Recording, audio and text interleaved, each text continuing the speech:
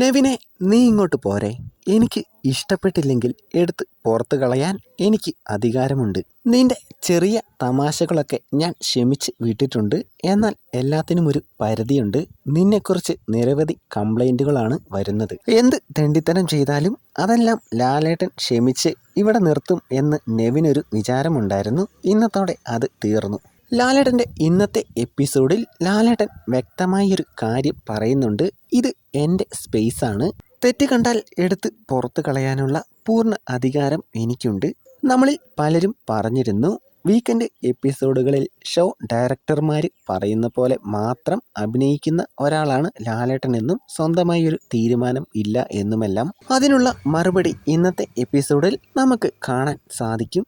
എനിക്ക് തോന്നുന്നത് ഷോ ഡയറക്ടറിനെ എതിർത്ത് ലാലേട്ടൻ ഇന്നത്തെ എപ്പിസോഡിൽ കുറച്ച് കാര്യങ്ങൾ ചെയ്യും. അതിൽ പ്രധാനമായി ചെയ്യുന്നത് നെവിനെ വീട്ടിൽ നിന്നും പുറത്താക്കുക എന്നതാണ്. കാരണം നെവിൻ വീട്ടിൽ നിന്നാൽ ലാലേട്ടനും അത് ചീത്തപ്പേരാണ്. പിന്നെ അക്ബറിനെ ഒന്നും പറയാൻ സാധ്യതയില്ല.